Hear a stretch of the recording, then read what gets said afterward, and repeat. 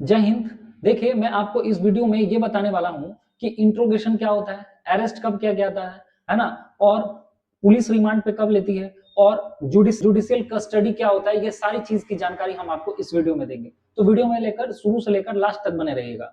चलिए, सबसे पहले मैं आपको ये बताता हूं कि जैसा कि जानते हैं, यहाँ पर आपको थंबनेल देखकर भी हालांकि समझ में आ गया होगा कि अरेस्ट वर्सेस कस्टडी, ये सारा चीज की जानकारी देंगे एकदम, ठीक है। आराम से देखिएगा इस चीज को।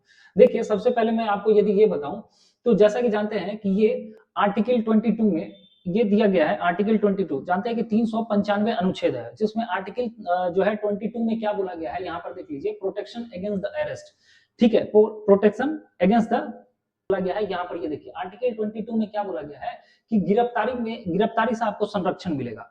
तो यहाँ protection against to the arrest. अब देखिए, ध्यान से समझिएगा कि देखिए आर्टिकल 22 में क्या होता है, आप यहां पर समझिए कि एक होता है पुनिटिव। पुनिटिव का मतलब होता है कि अपराध के बाद क्या होगा, बात समझिएगा, है ना। और अपराध के बाद तो आप जानते हैं कि कोई भी आदमी जो है अपराध कर लेता है तो उसको तीन चीज जो है वहां पर उसको सुविधा दी जाती है। यदि पुलिस आपको गिरफ्तार करने आएगी तो पुलिस आपको क्या दिखाएगी, एक वारंट दिखाएगी। वारंट क्या दिखाएगी आपको, वारंट। उसको वारंट दिखाना ही पड़ता है कि ये वारंट किस लिए वहां पर है।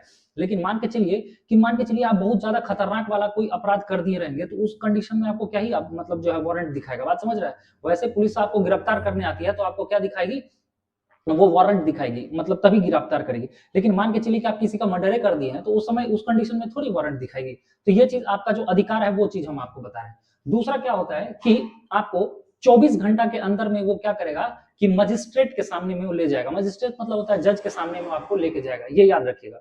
लेकिन इसके साथ में दिक्कत क्या है, आप ये समझिए कि मान के चलिए कि आपको जब पुलिस गिरफ्तार कर लेती है तो वो क्या करती है, ले जाके उसको थाना में बंद कर देती है कि ठीक है भाई, अब तुमको हम 24 घंटा के बाद लेके जाएंगे मजिस्ट्रेट के सामने, वो निश्चिंत हो जाता है। लेकिन इस चीज को याद रखिएगा कि इस 24 घंटा में दो चीज काउंटिंग नहीं होता है। दो चीज क्या नहीं काउंटिंग होता है वो हम आपको बता रहे हैं। पहला तो मान के चलिए कि आज आपको गिरफ्तार किया गया, कल उसको लेके जाना है मजिस्ट्रेट के सामने में। तो अब क्या होता है कि रास्ते में कभी कभी जाम पड़ जाता है। वो अभी निकला, उसको पता है कि यहाँ से मजिस्ट्रेट के पास में ले जाने का आधा घंटा लगेगा, है ना, बात समझिए। लेकिन रास्ते में जो है आप समझिए कि वहां पर जाम लग गया। तो जाम लग गया तो क्या हो जाएगा, तो जाम बहुत ज्यादा लग जाता है तो जाम का जो मतलब ट्रैफिक जो इशू हो जाता है तो उस समय को काउंटिंग नहीं किया जाता है, और ठीक है।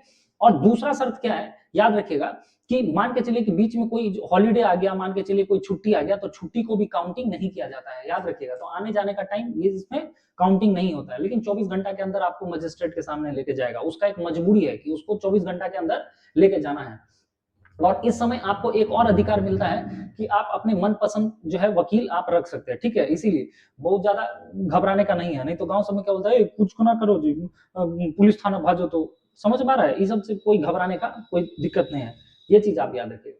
लेकिन अब आपको हम ये बताते हैं कि हमारे जो है इसमें ये तो आपको सब क्लॉज 1 2 3 है, लेकिन ये सब क्लॉज कितना रहता है, मान के चलिए ये सब क्लॉज 4 में लिखा गया है। 4 में क्या लिखा गया है आप ये समझिए, ठीक है। आर्टिकल 22 में ये लिखा गया था आपको अपराध के बाद, कि अपराध के बाद क्या होगा। लेकिन आप याद कीजिए कि हमारे हिस्ट्री में आप पढ़े होंगे रोलेक्ट एक्ट। रोलेक्ट एक्ट में क्या बोला गया था कि बिना वकील, बिना दलील, बिना अपील किए हुए आपको अरेस्ट कर सकती है, बिना वारंट इशू किए हुए। याद है ना आपको रोलेक्ट एक्ट वाला, यदि आप हिस्ट्री में पढ़े होंगे तो आप समझिए कि वही रोलेक्ट एक्ट वाला एक कानून जो है हम लोग के संविधान में भी है, बात समझिएगा, ठीक है। अब इसको बोला जाता है प्रिवेंटिव डिटेंशन। प्रिवेंटिव डिटेंशन मतलब होता है अपराध से पहले, यानी अपराध अभी हुआ नहीं है लेकिन इससे पहले ही आपको क्या होगा, बिना वारंट आपको जो है, बिना वारंट आपको अरेस्ट कर लेगी। मतलब आप इसमें अपील भी नहीं कर सकते, दलील भी नहीं सकते। हालांकि इसमें आप अपना वकील से बात कर सकते हैं, ये याद रखिएगा। लेकिन आपको बिना वारंट दिखाए हुए आपको अरेस्ट कर लेगा, बात समझना। और लगभग 3 मंथ तक जो है आपको, 3 मंथ तक आपको जो है मतलब अरेस्ट करके रख सकता है, बात समझिए, समझ में आ रहा है, 3 मंथ तक। और मतलब ये 3 महीने से बहुत ज्यादा भी हो सकता है, यदि होम मिनिस्टर से इसको परमिशन मिल जाए, ठीक है, स्पेशल जुडिशियल कस्टडी के लिए, तो आपको 3 महीने से ज्यादा भी आप समझिए कि वहां पर उसको आपको अरेस्ट करके रख सकता है। और यही चीज इसको बोला जाता है कि रोलेक्ट एक्ट वाला ये कानून है हमारे संविधान में। अब आप बोलिएगा कि हमारे संविधान में सर ये रोलेक्ट एक्ट वाला कानून क्यों है ना, ऐसा तो नहीं होना चाहिए, क्योंकि जिस चीज रोलेक्ट एक्ट का हम लोग विरोध किए थे वो हमारे क्यों है। अब इसको ऐसे समझिए, हम आपको एक पिक्चर्स दिखा रहे हैं, ये वाला पिक्चर्स देखिए। ये दीदी को तो आंटी को पहचानते रहिए, पहचान ही रहे होंगे, है ना, है ना। और इनको भी फारूक फारूक अब्दुल्ला, ये जानते ही होंगे। इन सब को क्या किया गया था, आप जानते होंगे 2019 में अगस्त में जो मोदी जी थे, वो क्या कर रहे थे, आर्टिकल 370 हटाए थे अनुच्छेद का। उस समय में ये सब जो है, हालांकि ये लोग मिनिस्टर रह चुके हैं, बात समझ में आ रहा है, ये लोग मिनिस्टर रह चुका है। ये है महबूबा मोदी जी 370 जो है अगस्त में 2019 को हटा दिए थे, है ना।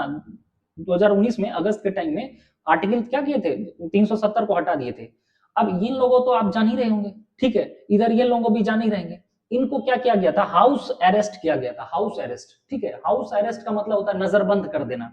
नजरबंद आप बोलेंगे कि क्या होता है, देखिए ये लोग कोई आतंकवादी नहीं है, ये लोग बम विस्फोट नहीं कर रहे थे, कोई बम नहीं चला रहे थे, लेकिन ये लोग क्या कर रहे थे, मुंह से बम चलाते हैं, मतलब बहुत भड़काऊ भाषण देते हैं, बात समझ रहे, मुंह से भड़काऊ। तो मोदी जी को पता था कि भाई इसको लोग को मतलब छोड़ देंगे ना, तो ये लोग क्या करेगा, भड़काऊ भाषण देगा और जनता को भड़काएगा। तो ये लोग को क्या करता है, नजरबंद कर देता है, मतलब इसको क्या करता है, हाउस अरेस्ट कर देता है, याद रखिए।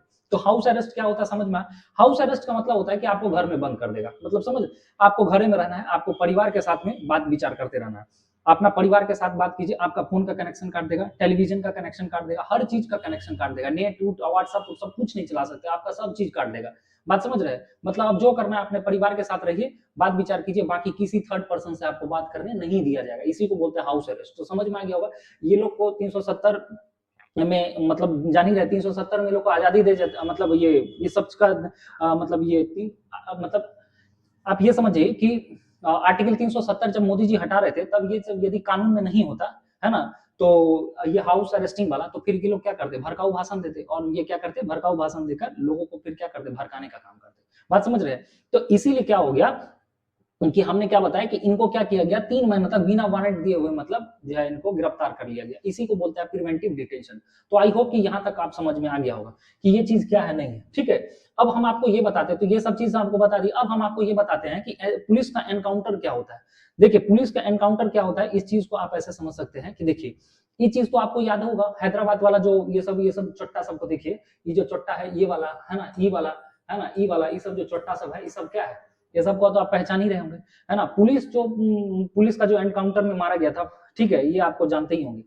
देखिए अब एनकाउंटर क्या होता है, इसको चीज बता रहे हैं, एनकाउंटर कब किया गया था, एनकाउंटर तब किया जाता है जब आप पुलिस को क्या कर रहे हैं, धमका रहे हैं, मतलब पुलिस को मतलब क्या बोलते हैं, पुलिस के गिरफ्तार, मतलब पुलिस आपको गिरफ्तार किया, पुलिस को मतलब आप चकमा देके भाग रहे हैं, ठीक है, या फिर पुलिस पे भी अटैक कर रहे हैं, तो पहले वो क्या करता है, आपको एनकाउंटर करता है इस कंडीशन में, है ना, बात समझ रहे हैं कि पुलिस के कस्टडी से आप भाग रहे हैं, तो तब क्या करेगा, एनकाउंटर करेगा। आप पुलिस पे ही हमला कर देते हो, क्या करेगा भाई, फिर एनकाउंटर करेगा। तो एनकाउंटर करने का भी क्या है, हालांकि ये लोग को ठीक है, वो ये लोग जी के क्या करेगा, बात समझ रहे हैं, ये लोग ऐसा ऐसा चट्टा सबको जो है ना मार एकदम, क्या बोले, इस लोग को जीने का हक नहीं है, ठीक है, बढ़िया हुआ, ठीक है, किया है एनकाउंटर, वो बोलता है फर्जी एनकाउंटर है, सब कुछ नहीं है, सब ठीक है ये सब। अब हम आपको बता रहे हैं कि एनकाउंटर मतलब क्या, कैसे, क्या इसका मतलब प्रोसेस है।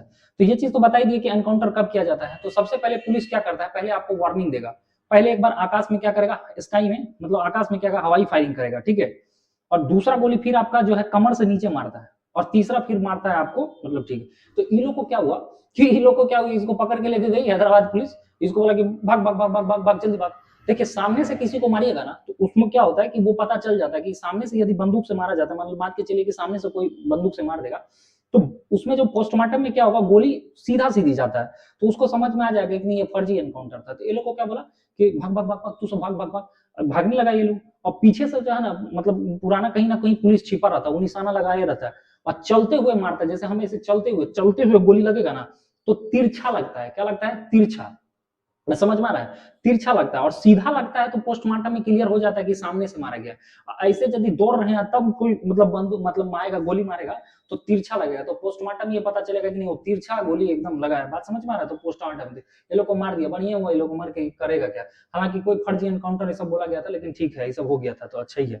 अब हम आपको बताते हैं एक यहाँ पर इंट्रोगेशन क्या होता है। देखिए इंट्रोगेशन को बोलता है पूछताछ। अब क्या होता है कि नॉर्मल आप जानते होंगे कि कभी थाना वाला का कोई आदमी आता है और बोलता है कि चलिए थाना से बुलावा आया, ठीक है, अब आप जाइएगा, इंट्रोगेशन होगा वहां पर, थाना वाला, ठीक है, मान थोड़ा सा मान के चलिए कि बहस वहस हो गया, तो आपको ही बुलाएगा, बोला बाबू क्या वाल है, क्या हाल चाल है, काय किया ये सब काम, मारपीट काय किया, आप उसको भी बुलाएगा, और दोनों को अगल बगल लेके चल जाएगा, समझ में आ रहा है, इसको भी उधर लेके चल जाएगा, उसको भी उधर लेके जाए, 500-2000 रुपया रखेगा दोनों से, है ना, और समझा बुझा के बोल देगा हाँ बाबू अगला बार से हुआ तो फिर बहुत दिक्कत हो जाएगा, समझ में आ रहा है। तो नॉर्मल यदि इंट्रोगेशन होता है तो पूछताछ उसके लिए बुलाता है पुलिस, उसके लिए कोई दिक्कत नहीं है, आपको डरने का कोई जरूरत नहीं है। अब देखिए तो एक नंबर पे ये चीज हम आपको बता दें कि ये क्या होता है, अब देखिए दूसरा नंबर पे हम आपको बताते हैं कि कस्टडी क्या होता है। कस्टडी इसको बोलते हैं हिरासत में लेना।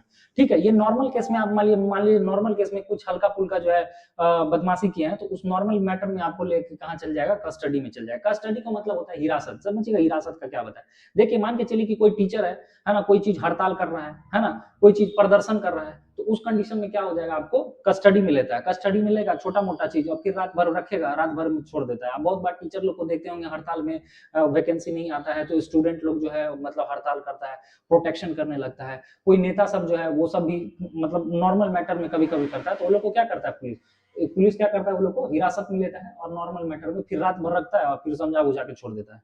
तो इसको बोलते हैं कस्टडी। अब तीसरा नंबर पे समझिए कि अरेस्ट क्या होता है। अरेस्ट मतलब होता है कि आप सीरियस मैटर में कोई चीज हुआ है तो सीरियस मैटर में थोड़ी ना आपको छोड़ देगा, सीरियस मैटर में आपको गिरफ्तार कर लेगा, तो इसको बोलते हैं अरेस्ट कर लेना। ठीक है, ये सीरियस मैटर में होता है, याद रखिएगा।